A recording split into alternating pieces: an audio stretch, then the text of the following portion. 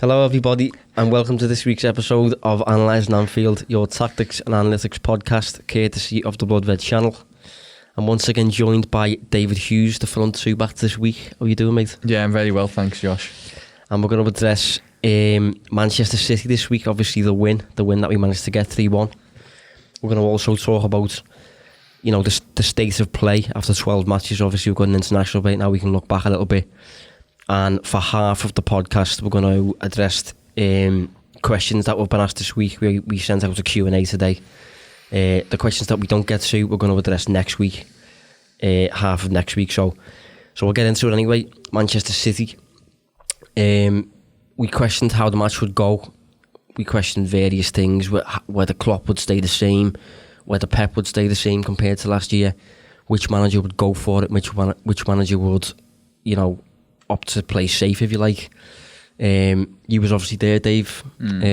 Just any general thoughts on how it went, but the early stages maybe and things like that? Yeah, I mean, how it played out. At first, I'm really impressed how calm you are. I expected you to be a little bit more giddy about it, but no, this is commonplace now, mate. Yeah, true. Yeah, just another win. Yeah. Really good game. I thought it lived up to the hype. We'll go into the details a little bit more shortly. But yeah, really enjoyed the game. On reflection, it was probably a little bit of a shame that City perhaps were lacking in the defensive department a little bit, because not for us.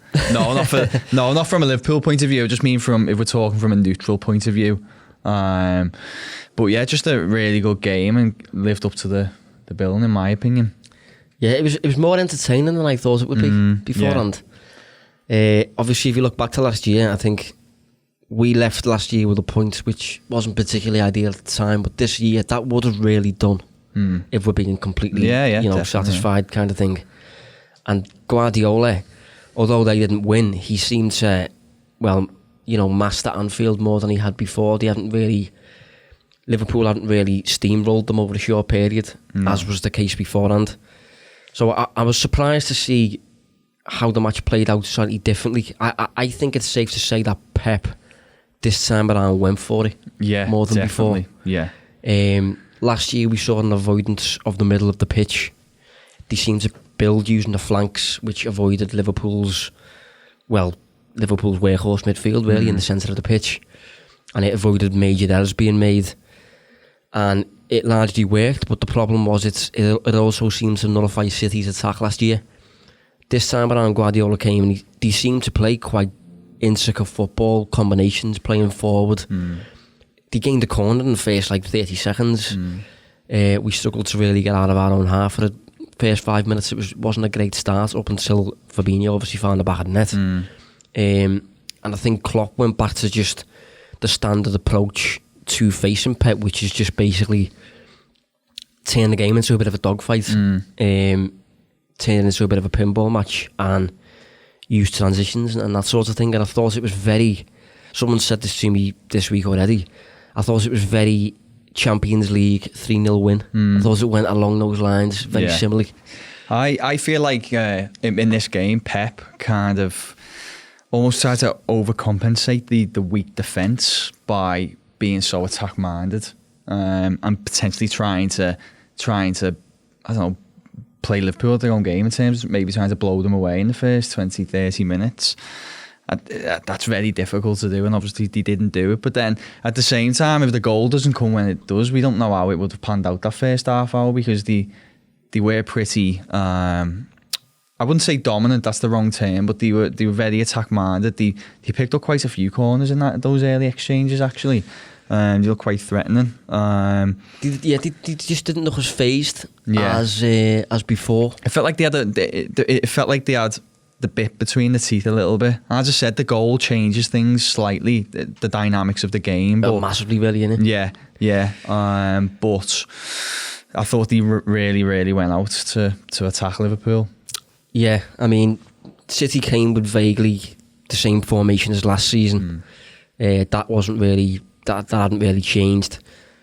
Guardiola I think he seemed to show that the overthinking stage against Liverpool, he seems to have passed. I don't think there was any real overthinking this time around.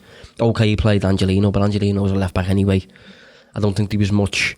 Yeah, that's just a tactical move that makes sense, I think, to play Liverpool. Yeah, I mean, it was a bit weird that Mendy wasn't included at all, and the word on the day was that was a tactical decision. Yeah, do you think there's something underlying there, though? Well, I think it maybe comes down to a bit of trust. I think he lacks a bit of trust in Mendy, which is understandable. I do think he's got a bit of an erratic game. Yeah, he has, yeah.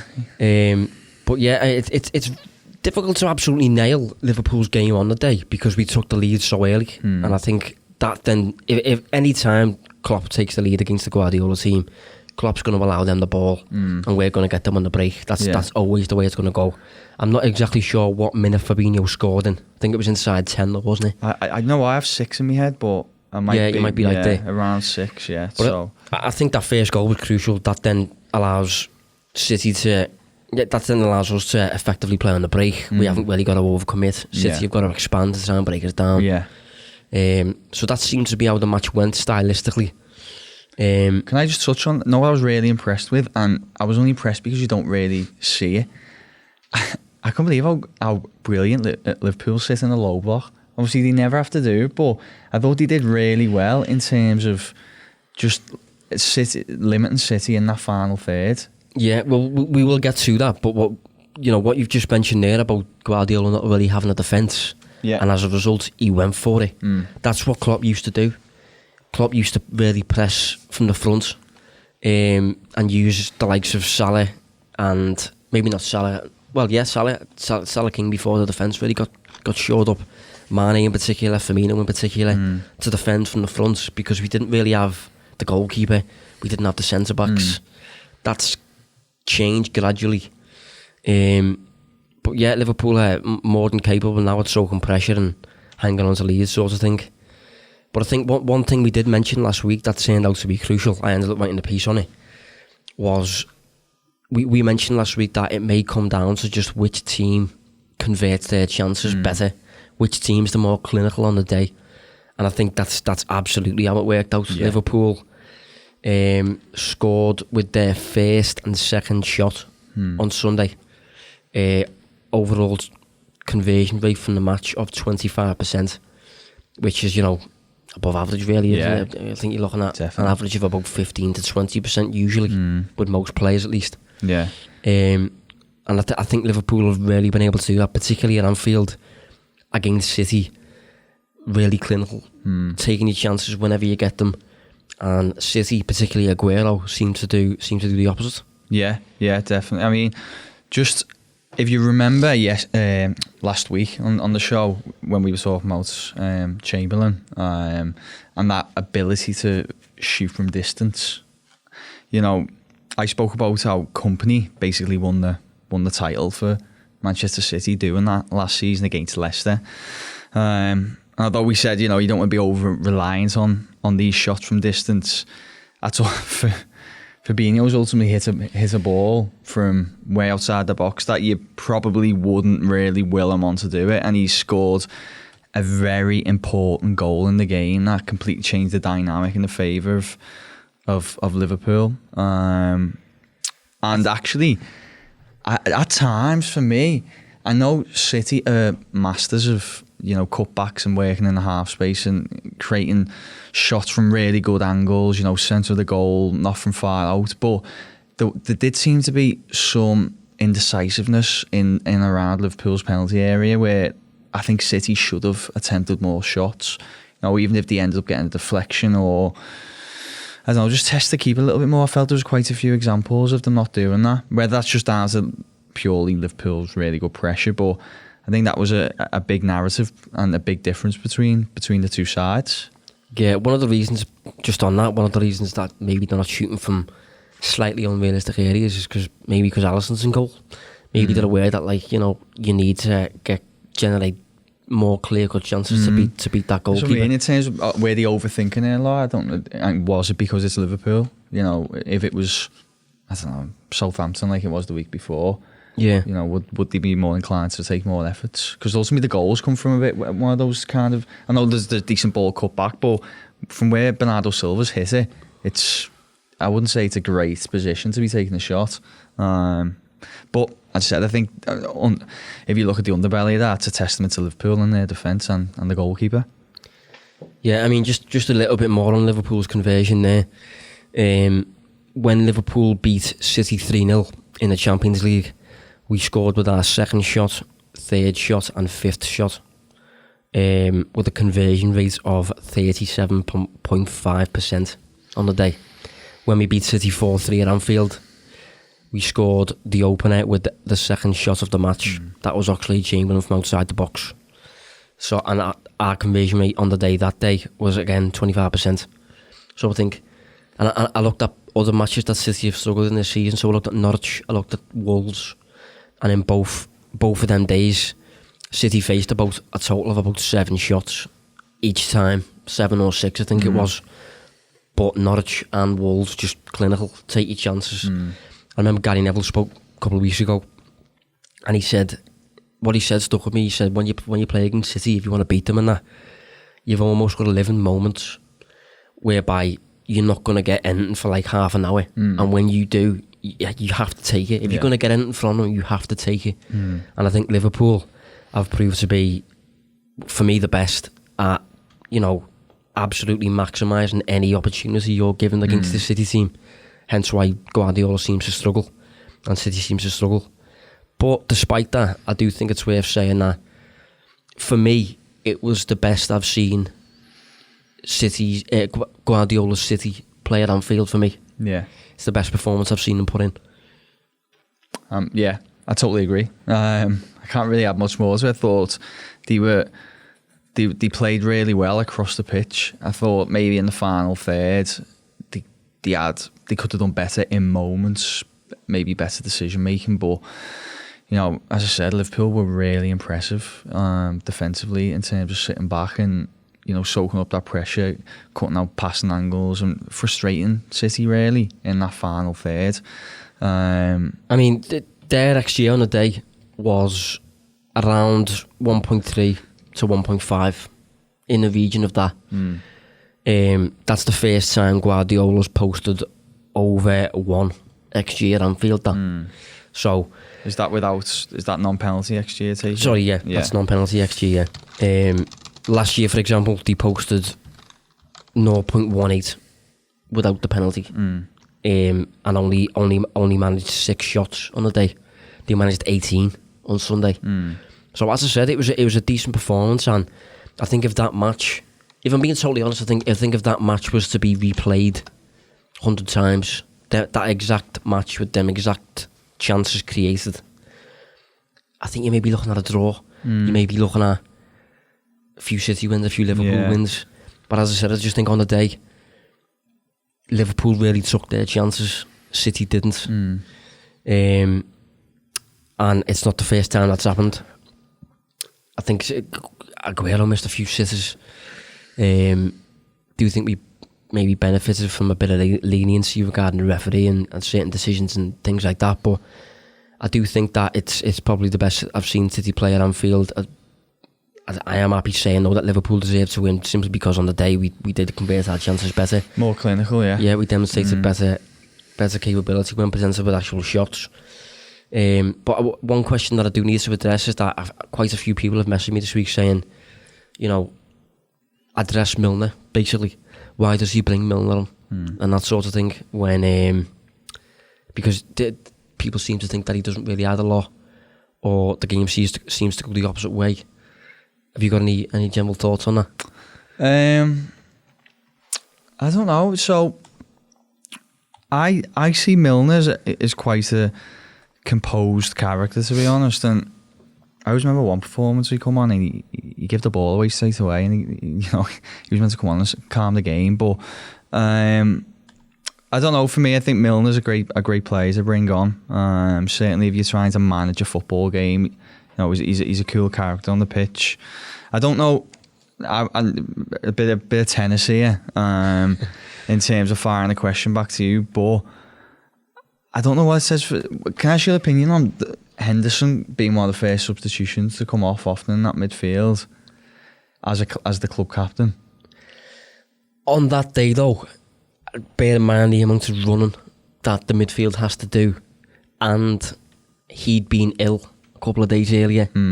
On the day, I'm going to get to it anyway, but I thought Wijnaldum was superb. Yeah, he's Fabinho one of the best players, Fabinho never comes off. Fabinho's ridiculous. So for me, that player has to be Henderson. Yeah, but do you not think he comes off quite a lot? Yeah, maybe he does, but I don't overly see much of an issue with that. I think he's starting most matches, you know what I mean, over the likes of Oxlade-Chamberlain, over Naby Keita, over Milner. I feel like when you're I know it's not a massive role anymore in the modern game, but I feel like you should be a mainstay when you're the captain. I know what you're saying. Is that old-fashioned? Yeah. Yeah, okay. I think it is. End of discussion. I'm not big on the whole captaincy thing. Fair. But okay, just going back to Milner anyway, yeah. I think he's I think he's a good character to come on in these games, and Klopp seems to trust him in these emotionally driven fixtures. Yeah. And I think coming on when the game was it right in saying it was still 3-0? I think it was, yeah. So the game's poised, isn't it?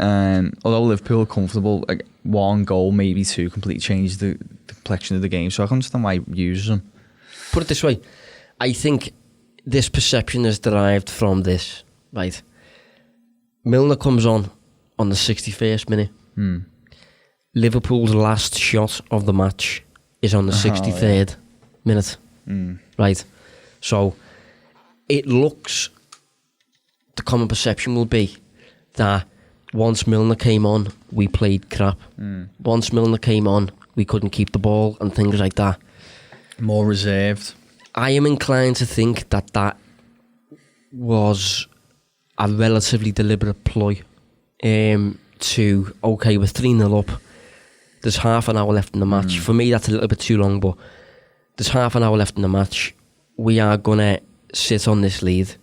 And I think Milner, you know, you hear about all things behind the scenes regarding the dirty tricks that he tries to introduce to certain players in the squad. He's obviously won Premier League titles before. Yeah, I think Milner is almost the sign that Klopp gives his team. Milner comes on the pitch, and I think that's almost Klopp's sign, as if to say, we now start introducing the dark arts. Do you know what I mean? So you think more than just an introduction of a player, it's potential a signal? Yeah. Just because of what Milner represents, I think a lot of what Milner brings is up here in your head, kind of thing. The intangibles that you can't really address.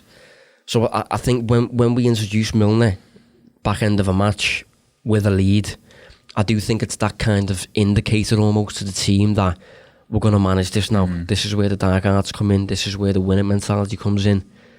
And that sort of thing. I've said before, Klopp's obviously very big on on emotion and things like that, and what players bring in that regard. Yeah, that's the point I was touching on. Totally agree. Just, you know, he's in these fixtures, he just seems a lot more composed, especially in these huge ones. He seems to use them a lot, you know, in the Uniteds and at Goodison, and he just exactly he relies on them. I think for me, he doesn't always look as composed for me, and I think he gives away a lot of fouls as well that you don't really want. And I do think even though he brings this, I do think he could bring it better. I think he could manage games better. But just because of his career, his experience, sounds a bit old-fashioned, but the dressing room impact that he's got, you hear all kinds about him, what he does behind the scenes and things like that with certain players. Klopp said in press conferences and that, you know, I think he said something along the lines of like, the current mentality of the squad wouldn't be possible without Milner and Henderson, just because of, you know, the impact that the two have. So I just think Milner's that kind of sub. He introduces almost a different approach to the game in terms of your mindset. We no longer have to go end to end. We no longer have to press relentlessly or whatever. It's just a different vibe once he enters the pitch. If you look at the stats, it'll look terrible. But if you consider maybe why, I don't think we'll have intentionally... I don't think we'll have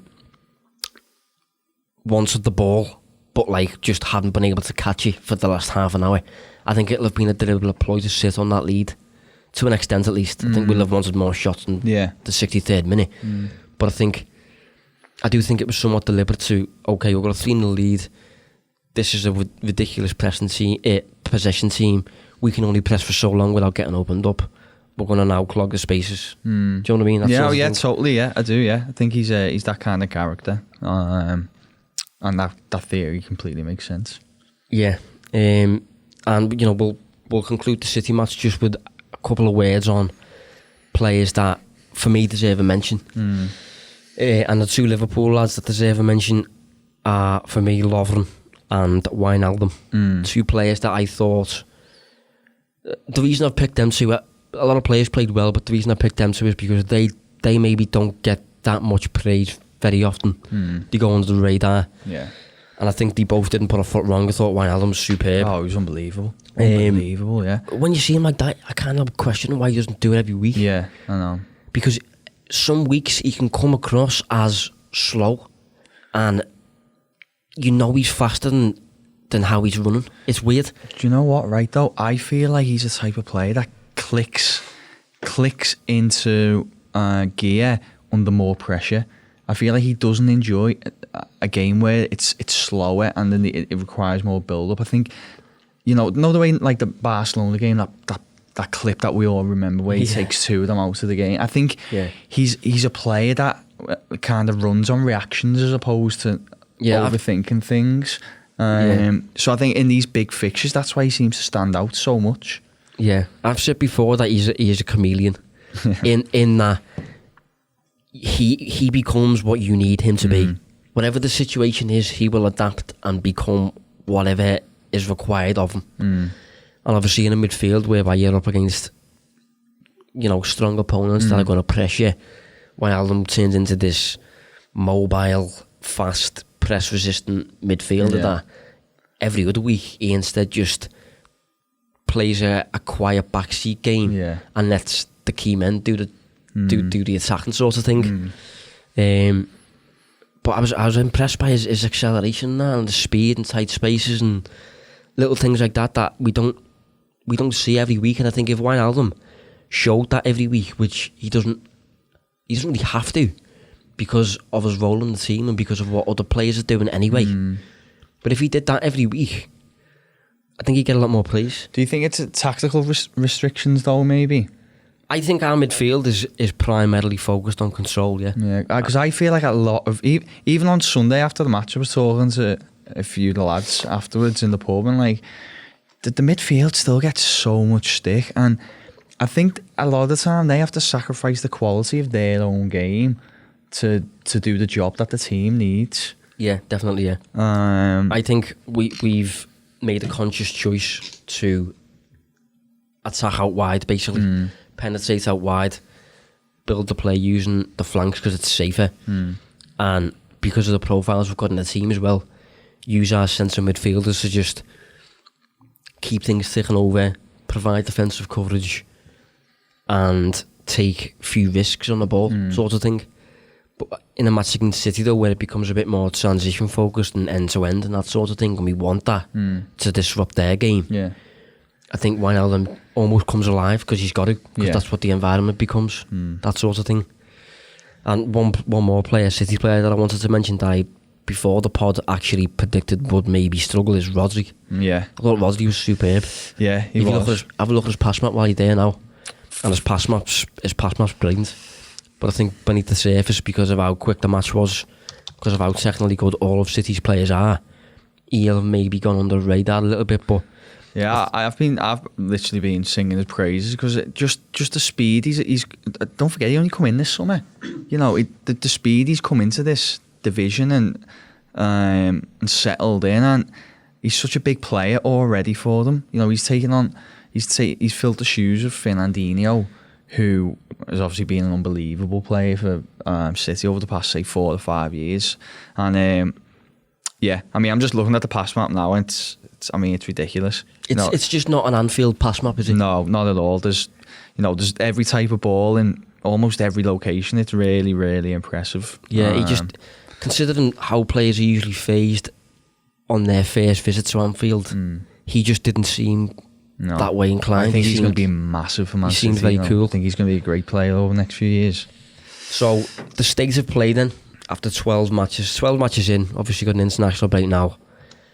Liverpool have an 8-point lead over second place and a 9-point lead over the current holders. That's big. Massive. Would never expected it.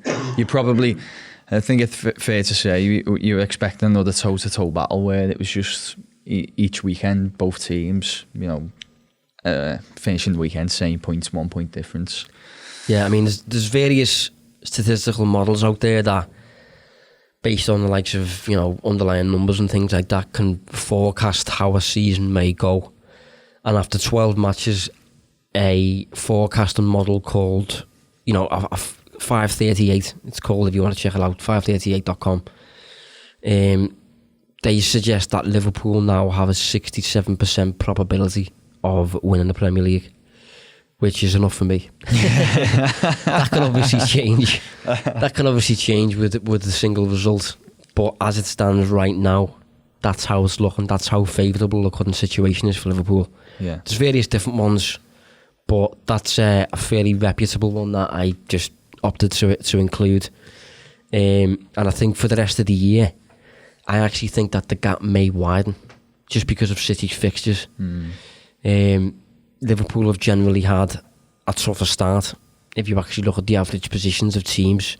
So up until the turn of the year, up until the end, New Year's Day, City faced teams with an average position in the league of 6.7. So 6.7th in the division. Liverpool's average is 10.7. We do play fewer matches though because of the Club World Cup. Yeah. But if that was not to be in place, I do think that Liverpool may have an even wider gap to City by... I mean, obviously you can't really legislate for the amount of games Liverpool have to play. So that might catch up with us, fitness issues and things like that. But if things go as planned, City have got generally tougher matches. The only counter argument to that is, for me, I feel like if Manchester City and Liverpool on their best on the day, doesn't really matter what the league throw up, they're going to beat them, in my opinion. Yeah, absolutely, yeah. So the only time teams have a chance is when they're not playing the best, and in that case, I think it's the opposition, it's irrespective of who the opposition is. So if Manchester City were to lose, I would not have in a million years expected Manchester City to lose to Wolves and Norwich, for example. But would you say that City have looked at all close to their best since losing Laporte? No, definitely. That's Listen, what I mean. I'm in a position where City, I think Liverpool are actually going to drop points over the next couple of months because, as I've said before, I think it'd be near on impossible not to. Yeah, no, I'd expect us to as well, yeah. But I can't see Manchester City winning the games to close the gap. So what you're saying, I don't think is controversial at all. Yeah, I think it's a fair point. If you look at the current underlying numbers anyway, in the actual Premier League, Liverpool are currently third in the table for XG, behind City, obviously at the top. They post consistently ridiculous attacking numbers. And Chelsea, who, fair play to them, they look the absolute real deal. Yeah, they're a lot of fun actually this year, Chelsea. And to be fair, Lampard's wiped a few eyes, including mine. Yeah. And Liverpool are currently second in the table for expected goals against. So got the second best defensive record behind only who we mentioned a couple of weeks ago, Manchester United. They do seem to be able to defend, which is one of the few things that they can actually do. We've taken the third most shots so far and faced the fourth most, which, looking at those numbers, I'd maybe expect slightly better from a team that I could tell you were disappointed when we spoke about that earlier. Actually, I could see it in your face. You were a little bit. Yeah, well, may as well throw it in there. For the shots faced, Liverpool are fourth for shots faced. Liverpool have actually faced 10 more shots than Everton, which is a testament to Everton's defensive game. Don't get me wrong, but it's something that you wouldn't expect considering Liverpool's current points tally. Yeah, I agree. Yeah, I don't think a team have ever posted a better points tally at this stage than Liverpool. So you just expect Liverpool to be a little bit better there, but I do think it offers an insight into how Liverpool are winning games. I don't think we're winning games by massive margins. I think we're just doing what we have to, using as little energy as we can in certain games, things like that. Well, I think that's what another key difference between Liverpool and City. So I think City, when they're at the best, are unbelievable. Maybe even better than Liverpool when they're at the best. And 8 times out of 10, they'll be at the best. But those other two is where they don't seem to be able to grind results out like Liverpool do. I think that's what's going to the word, isn't it? Yeah, I think that's going to be the problem by the end of the season. Whereas I think Liverpool mightn't blow teams away as much in the way they are now, but they'll grind out a lot more results. Yeah, no, I totally agree. I think one thing we can look at, you know, with it being the international breaks, one thing we don't usually do, look at Liverpool and the likes of City in comparison to Europe's top 5 leagues. So England, Spain, France, Italy, Germany. Most of those leagues have now played 11, 12, 13 matches, so you can get a general gauge there of where you stand. City, once you do look at those numbers, are still just ridiculous. Top for goals scored, 2 ahead of Barcelona on 35, Barcelona on 33. Top for expected goals, ahead of, surprisingly, Atalanta in Italy. And on the defensive side of the game, it's virtually the same. I think City's expected goals against isn't as flawless at the minute. It's about virtually identical to Liverpool's, really. But they face very few shots. City have faced the fewest shots in Europe's top 5 leagues. They've only faced 82. Second best Real Madrid with 86. Third best Getafe. I'm assuming they've played fewer games then. Yeah, we'll have to look into that. Might have been 11 games played. But yeah, City just consistently under Guardiola, just the ultimate data team, really. They're in control of so much variance, in control of so much randomness, that it's very unlikely that things are going to go wrong during a match. But because of the adjustments that they've had to make without Laporte, Fernandinho centre-back, Otamendi being a bit of a mess. I love how you articulated that. I don't think that's too harsh. No. I think that's genuine. Yeah. You wouldn't have him in your team, would you? Let's be honest. No. I think he's what people think Lovren is. He's just erratic beyond belief. Yeah. So you actually think Lovren is very reliable and a good central defender, but he will in 10 games normally have some sort of error that maybe could lead to a goal, and I think that narrative then spins from that. But I actually think Lovren's a really good defender, certainly better than Otamendi. Yeah. And another interesting little stat that I'd like to throw in there that I'd tweeted was it's been 80 matches now, 80 Premier League matches. That's 8-0 since Liverpool were beaten in the Premier League by more than 1 goal. So that's remarkable. Over 2 seasons, isn't it? Yeah, since the 4-1 loss to Spurs. And I think that just captures how Liverpool are kind of like never beaten, really. Yeah. It's really difficult to truly beat Liverpool. The way City have just lost by 2 goals on the weekend. City got beat 2-0 by Wolves. Yeah. At 1 point against Norwich, they were 2 goals down. Yeah. It just never happens with Liverpool. Liverpool are always in it. Hence the reason why they're always able to accumulate points and things like that. And sticking to the Europe's top 5 leagues thing, I had a little look at players, and obviously Trent is a player that we've mentioned quite a bit lately.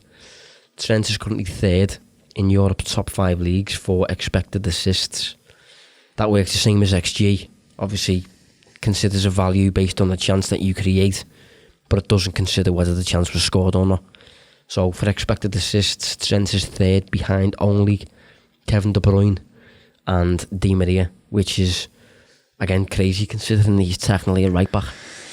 I mean, it is, but then it feels like this stage it's not really. Like, it's you know what I mean? Like, if you step out the bubble, and look at it, you think, wow, but it's just, if there's a show that loves Trent, it's this one, and we must mention him every single week about how great he is. So yeah, but it doesn't even come as a surprise for me. Yeah, but the thing is, though, if you are a club using data at a high level, such as maybe a Barcelona, Trent isn't half showing up at this point. And if you're picking up on that as a 21-year-old kid and you watch a few videos of him, you can clearly see he's got everything about him to be world class. And I think to the I think extent- Barcelona will be all too aware of Trent. To be honest, that's probably a good example. Yeah, probably a bad example. Sorry, but Real Madrid then, for example. no, yeah, totally, yeah. He's showing up as a ridiculous player for his age. What do you think, taking in consideration his output now, his potential output in the future, his diversity in terms of playing positions? What do you think someone would have to pay now, and what to bring Trent to their club? I don't think we'd sell him, but if you had to put a value on him, nobody went right, you'd sell him for this much. Minimum 200 million. Really? Yeah. Yeah, genuinely. Wow. Because bear in mind, homegrown scouts, with that level of output, with that personality, you've got a future captain there for me. I love that the two first things were homegrown scouts. Those are big things. No, that you yeah, I agree for the club. Yeah, that's your brand. I think for the to represent Liverpool clubs, you want to represent you always want the token scousers in there. So I totally agree, mate. Yeah. Like to represent Liverpool, you've got to have a certain bit about you. Yeah. Like I think Alberto Moreno, for example, I've got a take on that player that like. He had a fairly good offensive game, really good defensive traits, but I don't think he ever got the culture of the city and the whole the hard work and the endeavour. He was inclined to if he took a slight knock, he'd go down crying, and I don't think Liverpool fans could ever relate to that. I remember he was on one of those hoverboards walking the dog down like chill walls. Yeah, he was. Yeah, but I just don't think he ever had the graft that Andy Robertson shows and things like that. I think Liverpool are really inclined to attach themselves to the person behind the player. Yeah. Hence why, for me, Trent is so valuable at the minute. So anyway, we've pushed on a little bit there. We'll move on to the questions. Yeah. Do you want to take the first one? We split the questions up this time around. Yeah, we did. So your first question. Yeah, sorry, I haven't got the name of who sent it in. That's my fault, Dan. Yeah, we probably will do that next time. Apologies, but hopefully you'll know it's yours. Should say as well that if we don't address your question now, we probably will next week. Yeah. Just the beauty of the international break. Exactly. Yeah. So the question is, apart from pass success rate being skewed in football performance data, this is something we spoke about a little bit previously, is there any other performance data you think is skewed, flawed? I think, I don't know if we have touched on this before, we probably have, but I think there's a lot of work to be done from an analytical point of view in terms of defenders and defensive stats. A really good example is interceptions. If a defender has a really high output in terms of interceptions on paper, that could have previously looked to some people like, oh, he's a fantastic defender, but there's a lot of things that can impact that. If you're playing for a side who does a lot of defending, that's naturally going to increase, compared to say if you were playing for Liverpool, but that doesn't necessarily make you a great defender.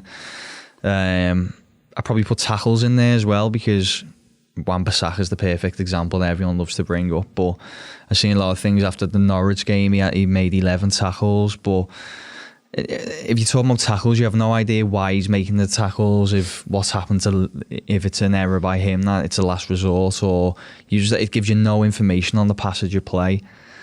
So I'd say a lot of defensive stats probably are overrated. I don't know if you got this down as well, but I think generally chances created can generally be a bit adjusted by players who take set pieces. Yeah, that's a massive one. I'm trying to think of a player now who's benefited massively. Like James Maddison does come to mind. Yeah. A player who looks extremely creative, but if you remove his deliveries from set pieces and the shots that are taken from headers from them crosses, you're having his output there, Oaks, probably. Well, a prime example was across the park. Gylfi Sigurdsson was perfect last year. Everton had a major issue at number 10. They weren't creative enough from open play. But if you look at Sigurdsson's numbers, he looks really creative, but he's on set pieces, so that's influencing it. Yeah. Probably a good example to the next question, which was connected to this, was what's the most overrated statistic? Is it clean sheets? Yeah. I value clean sheets, but I understand the point that they're trying to make. From a goalkeeper's perspective, clean sheets is probably a bit overrated. Yeah, I don't think it applies too much. But as a team, yeah, metric, it's definitely, yeah. Useful. I think on the point we were just talking about, I think assists is a huge one for me. I don't know if you agree.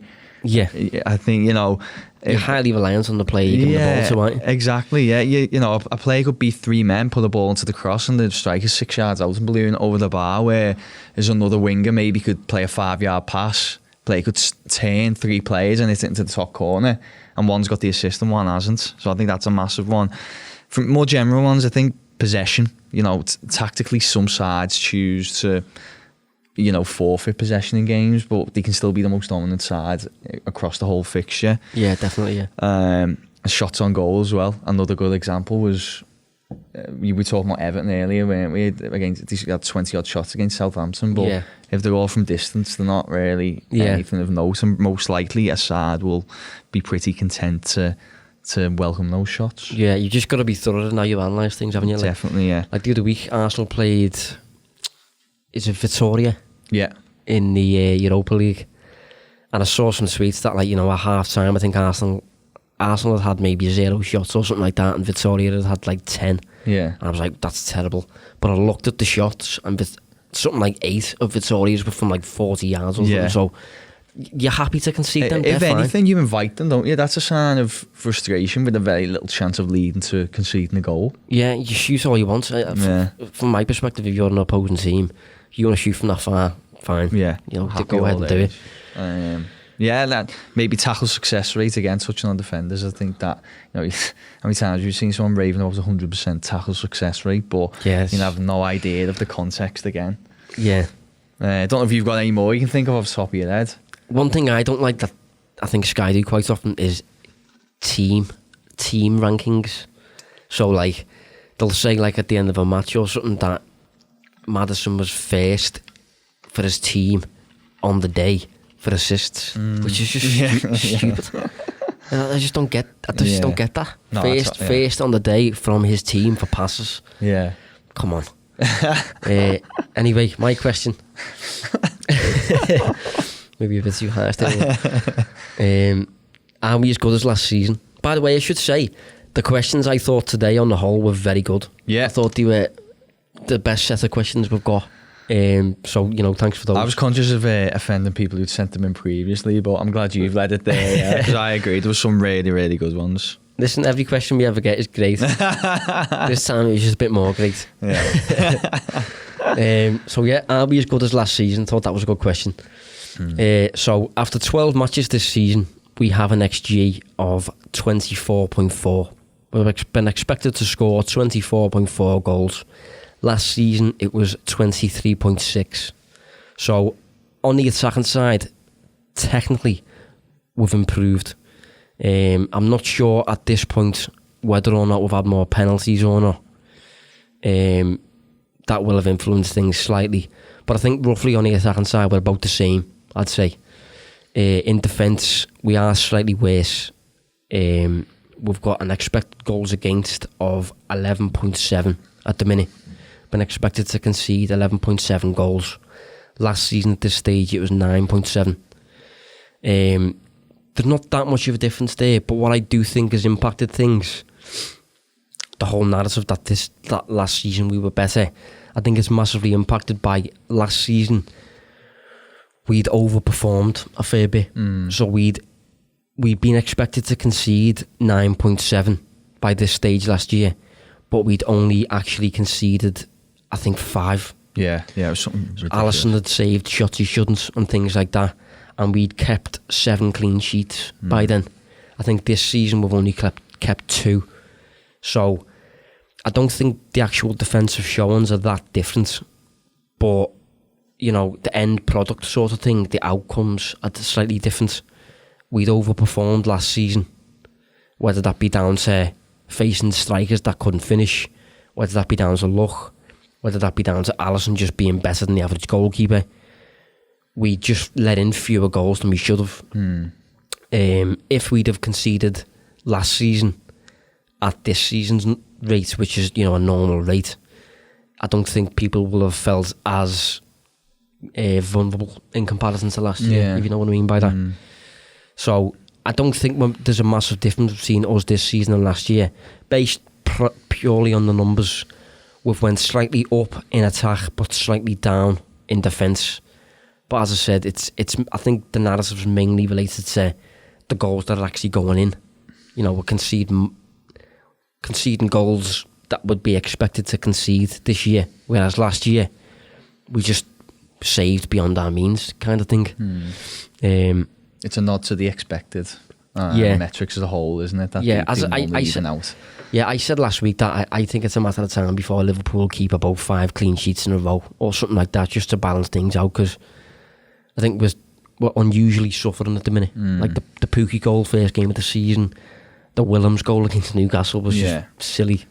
The Maddison goal, Leicester's first shot of the game or something. That won't continue for me. I think we'll keep a few clean sheets in the coming weeks.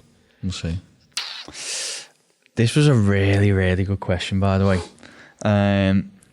Do you think the average age of the team will get higher in the next 3 years if Klopp decides to go, which is looking likely? When we say decide to go, in the next 2 years. When his contract's up. Yeah. Will he want to maximise everything from his players now and leave the rebuild to whoever comes in? Solid question. Yeah, really, really hard. You can tell this is a listener. Think a regular listener. Definitely, yeah. Hopefully. Yeah, or if not, hopefully they will be. Yeah. So, in truth, it's really hard to answer because we don't know.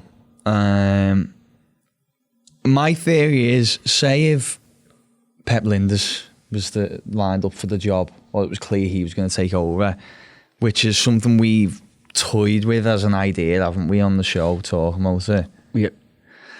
I think that could be, it could be something that he will keep in mind for his, you know, in terms of laying a potential platform for him to build on at Liverpool. Equally, you know, I don't know, would it be so difficult to transition players out of this team now and reinvest it into other quality players? If you look at Coutinho, that looked like that was going to be a big blow to the starting 11. In fact, the money was reinvested really well, and Liverpool actually went on to be a better side. So I don't know. On one hand, I think he could potentially be thinking about the future, especially because it's quite clear he loves the club. But will he be looking at it and just thinking that's not my problem? I don't know. Have you any thoughts on that? Well, my immediate thought is that it's not up to Klopp. My immediate thought is that we have a sporting director. He's responsible. Very fair point. Yeah, he's responsible for taking care of the long-term health of the squad. So, the whole purpose of a sporting director is so that, like, regardless of how many managers you go through, the integrity of the squad and the style of football that squad is suited for remains intact. So I think we'll just continue to build, continue to add year on year. But do you, obviously they're going to have conversations with them, aren't they, both? The team and Klopp. So how would you think that conversation would go? Because Klopp would be thinking about the short term, wouldn't he, in terms of playing personnel, whereas the long term would be different. You say that, but I just don't think Klopp's at all a long term manager, a short term manager. I think he's. When I say short term, I don't mean the 6 months, but say up until the end of his contract, he'll be thinking about obviously trying to win as many trophies as he can with Liverpool only. He will, yeah, but I think that's achievable. Regardless, I don't think Liverpool will ever. I don't think Liverpool, if it can be helped, will go through another year of transition. I think Liverpool's squad now will be carefully managed year in, year out to ensure that no transition periods are ever experienced again. There was a quote from Billy Bean on John Henry. Billy Bean's obviously the guy behind Moneyball, which is a really good film. Is it in a book as well? It's a book as well, yeah. I'm lazy, I've only watched the film. But he said a couple of years ago that John Henry knows how to run his football clubs. He wants to win, not just now, but for the next 100 years, which is obviously very encouraging for us Reds. But I think that now that we've achieved what we've been trying to achieve for years, I do think that it'll be a case of carefully managing.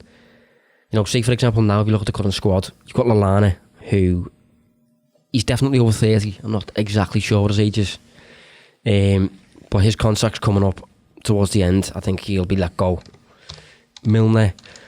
Lallana's not first team, though, is he really? No, but this is how I think we'll balance the squad sort of thing with age. I think Milner, okay, he's getting on, but I do think Milner may get another deal just because of what he adds off the pitch. Yeah, fair.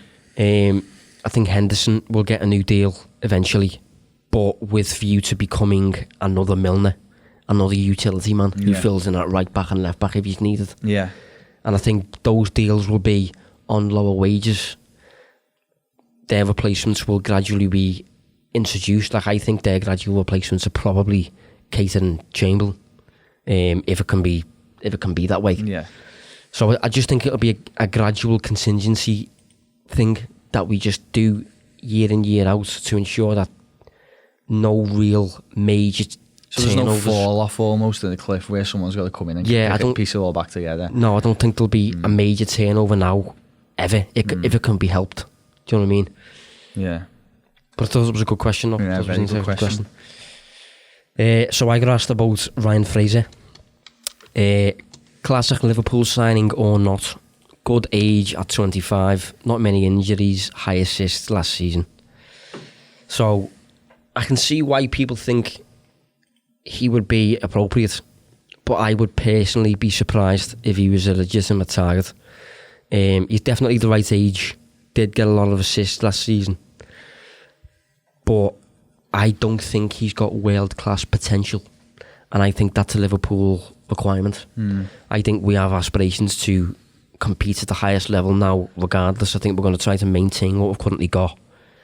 To do that, you have to consistently sign players that are capable of performing at that level. And I think, okay, Ryan Fraser's posted decent numbers. Are his numbers going to be translatable and transcendable, if you like, to another plane in which Salah could, Mane could? I'm not sure with Fraser.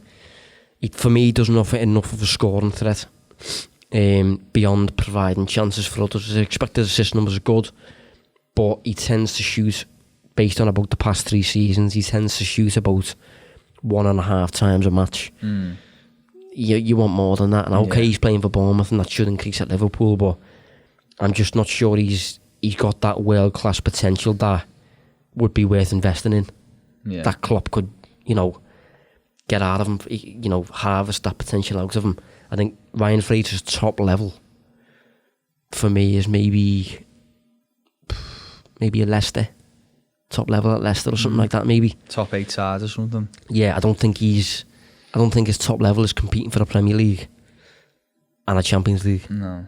I think, when we were talking about this earlier, wasn't we? And I said it felt very much like the Shaqiri type move, but as you pointed out, that was on the back of a relegation, which means he come in very cheap. If Fraser's come in, it'd be for a lot of money, really. And I think if Liverpool are going to part with so much money, then they need to do it on players who are of that caliber. And I agree. I don't think he is that standard.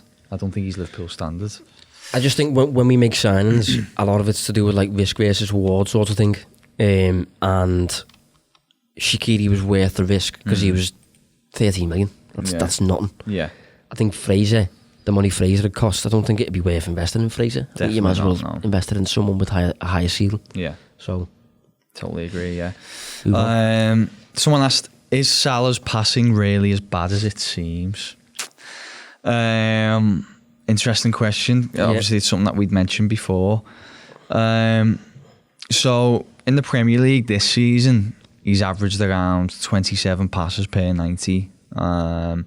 His passing accuracy's close to 77%, which does rank outside the top 30 of forwards who've played 500 or more league minutes.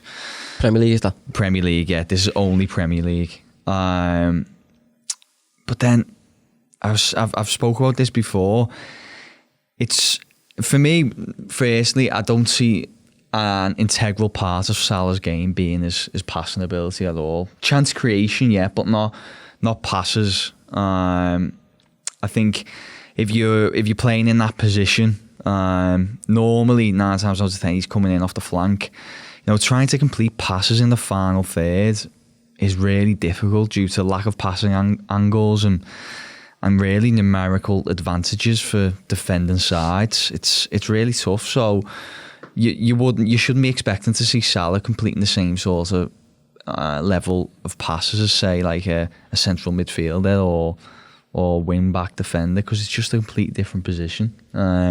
So in truth, yeah, it doesn't look great, but he attempts more difficult passes from difficult areas, and I don't really think it's an integral part of his game.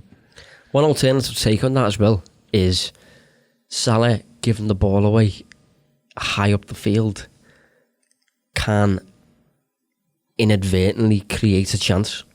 Do you know what I mean? Because it can cause chaos. It can kicking the counter press. Exactly, yeah, that sort of thing. Yeah, like if he gives the ball away, having tried to play Firmino into the penalty box, and okay, it's intercepted, but the resulting interception leads to the feet of Jordan Henderson, sort of thing. It's almost like a two planned process, isn't it? Where plan A, aka the pass, doesn't come off. Plan B is essentially forcing an error. Yeah, I just think he's allowed to try things.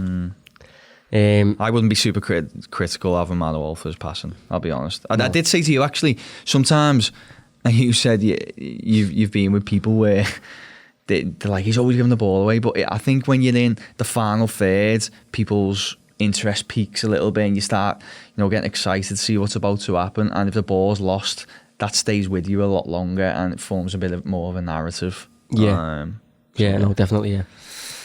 And I think this is probably going to be the final question, but I think it's an interesting one. Would like to know your thoughts on Klopp renewing his contract. Also, I'm concerned about Klopp recommending Gerrard as his replacement, as in my view, he won't be ready. Another soonest. So, Gerrard gets linked quite regularly, and we haven't really addressed them at all, and we haven't had to address any kind of managerial, how you go about managerial recruitments, thank God, because we've got Jurgen Klopp, so hopefully you never will. Forever.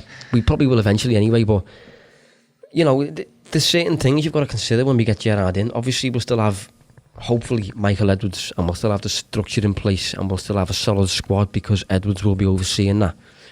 But you've got to consider, what does Klopp bring? I just on the contract situation, I do think Klopp will go at the end of the contract. I think this will be his last club job, and I think he'll end up taking charge of Germany national side. I think that'll be it for Klopp. But in terms of Gerrard being his replacement, what does Klopp bring to Liverpool at the minute?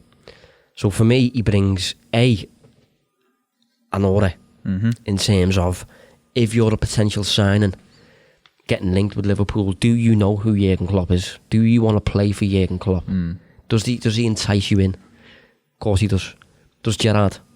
For me, he does, yeah. For me, people know Gerrard is club legend, Liverpool legend. That's fine for me. So Gerrard ticks that box. Liverpool now have an identity for me of, an intense brand of football. That's our identity now, if you like. And that's the identity that Michael Edwards, I think, is going to have to uphold. Managing the squad, recruitments and sort of thing. You're going to have to keep an intense brand of football to be able to be played. Gerrard's a very intense character. Always has been. He's got Rangers playing a similar brand of football, so I think, again, that box is ticked. Klopp is a natural leader. Steven Gerrard, obviously a natural leader. So, again, another box ticked. Klopp, superb communicator. Steven Gerrard, for me, wonderful communicator. Another box ticked. It's getting encouraging. And then you obviously look at the crucial aspect, the performance levels. So we obviously know that Liverpool are very data focused. Data is now ingrained in Liverpool's decision making. It was involved when Jurgen Klopp got the job at Liverpool, obviously because he had a final season at Dortmund that wasn't very good. So Ian Graham, who's in charge of Liverpool's head of research, I think it is, was tasked with, getting to the bottom of it. Was it unlucky? Was it just the team was bad under Klopp. You know, what was it? So whenever Liverpool do go to appoint the next man, they're obviously going to have to consider, is this coach able to coach a good team, able to produce good performance levels that are sustainable? So just having a little look at Rangers over the past year, and people say as well, you're inclined to say this, aren't you? I said this to you earlier on. People are inclined to say, oh, it's Rangers, they should be dominating that league. If Gerrard is to take charge of the current Liverpool, he will be should be dominating the Premier League in a similar way, similar to what Rangers are dominating Scotland. So are you going to let me counter this in a minute? If you want, yeah. Okay. But I don't see much of an issue with that. I don't see an overwhelming problem with Gerrard having an advantage over in Scotland, because I think he'll have an advantage at Liverpool. He'd be taking over a similar job whereby he'd be dominant over most teams. So that, for me, that's translatable. So looking at Rangers over the past year, excluding friendlies, let's have a look. Excluding friendlies, so they post an average XG of 2.1, and they face an average XG of 0.8. So clearly, that's very, very strong. That's what you want. That's a clear dominance. And just to look at the attacking side, so they take an average of about 16 shots per match, and they face an average of about 7. So it's dominance. That's slightly better than Liverpool at the minute under Klopp, albeit in a stronger league. But that you're leaving very little room there for variance. You're leaving very little room there for randomness. Rangers are dominating their opponents, clearly, in a way that is sustainable. He's not benefiting from luck, nothing like that. Rangers' average possession over the course of the past year is 61%, compared to obviously 39% faced. They're just short of 70% this season in the Premier League. Scottish Premiership, which is the highest in the division. Yeah, which average. You know, again, dominant. So clearly, the performance levels there for me, based on Gerrard's time at Rangers over the past year at least, is really encouraging. I think it's applicable to a top job. It suggests that he's got his team well drilled, and his team are dominant, and his team aren't benefiting from luck or anything like that. Like, for example, what I've just said there on the XG, they're creating 2.1 XG per match, and they're scoring 2.1 goals. So they're not benefiting from player quality, nothing like that. They're not underperforming, they're not overperforming. Everything you've seen from Rangers on the attacking side is justified. Yeah. And then on the defensive side, they should be conceding, as I said, 0.8 goals per match. Actually conceding 0.6. So slightly overperforming, but not to the extent that Gerrard's a lucky manager or anything like that. So I am really encouraged looking at Rangers' numbers. Yeah, to be fair, I'm looking now, underlying numbers do back them up. Like, they got the best XG against in the division. They've conceded 7 goals, and this is only league, by the way, and yet they're just short of 7 expected goals against. And yeah, again, to be fair, you know, they got the best XG, 31.36 in the league, and they've scored 35 goals, so not a massive overperformance when you consider Celtic, who are next below them. They rank second, and their XG is 27, and they've scored 36 goals. Yeah. So that on that, you would say that's quite a big overperformance. So no, you make it's a valid point. And you know, one other thing as well that's obviously going to be important is Gerrard good tactically? Is he good on the strategic side of the game at the highest level? So, because obviously he's going to have to be competing in the Champions League. So this season in the Europa League, he's played, for example, Porto, home and away. In the away match, Porto had 8 shots, Rangers had 9. Porto's XG was much higher, so obviously Porto had considerably better, more clear-cut chances. And, you know, the score finished 1-1. At home in Scotland, Rangers 7 shots, Porto 7 shots, Rangers won 2-0, and the XG was low in both sides. So Rangers maybe didn't deserve that 2-0 win. But I think clearly this season, Gerrard's demonstrating an ability to cope against the highest level teams, which I think is interesting, and I think is, again, it relates to a Liverpool-esque job. It's something that he's going to be required to do. They beat Feyenoord earlier in the season, 1-0, posted next year 2.5 against Feyenoord's 0.9. So again, dominant performance. So I think what Gerrard's doing is solid, and what Gerrard's doing, it's not just a case of getting a Solskjaer in, who is just a club legend, and just, letting them just take charge because he's a club legend, or getting a Lampard in, who Lampard's numbers weren't this encouraging at all. Lampard had clearly benefited from all kinds of randomness that couldn't be accounted for. Gerrard isn't. What Gerrard's doing looks encouraging. He's young, former club captain, and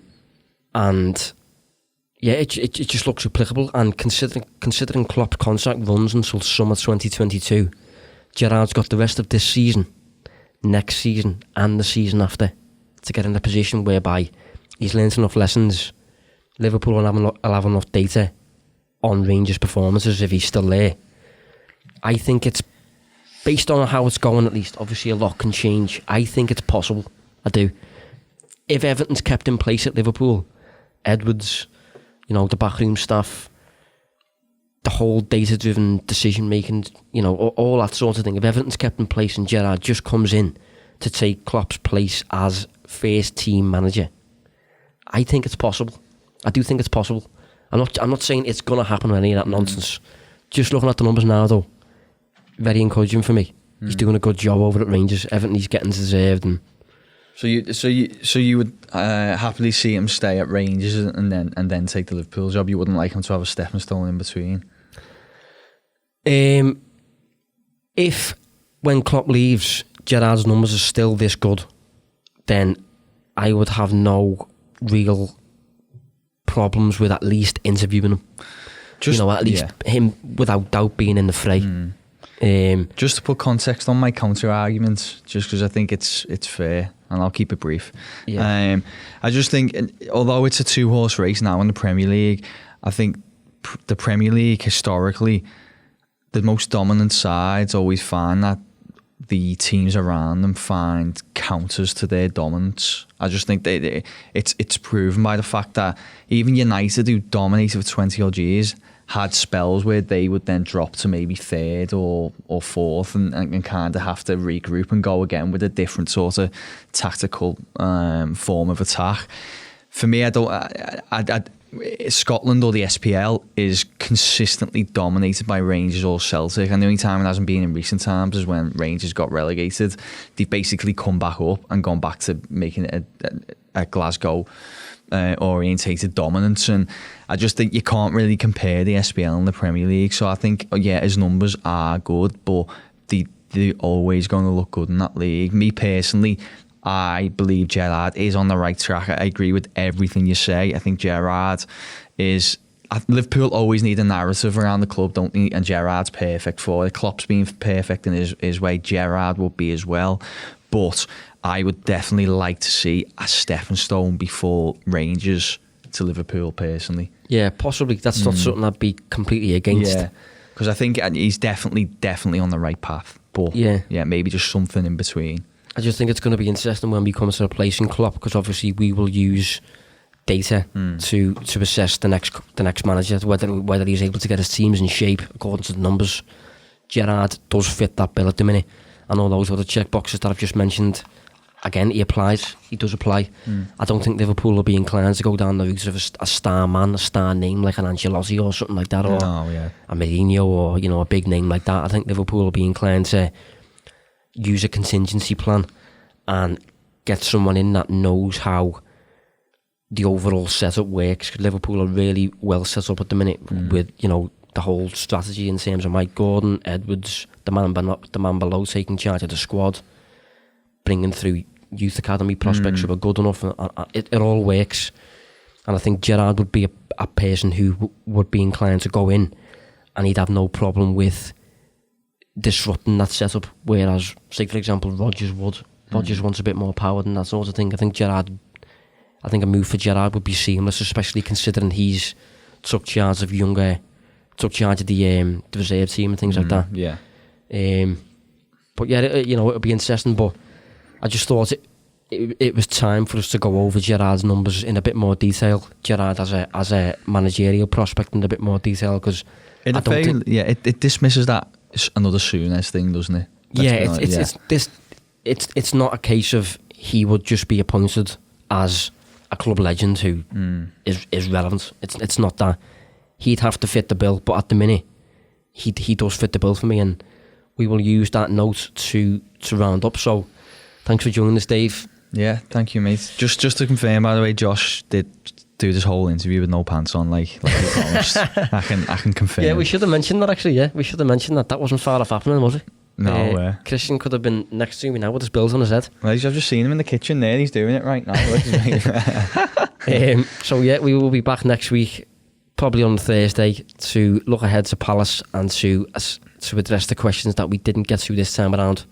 So thanks for joining us. Thanks for joining us, Dave, and see you next week. Cheers, mate.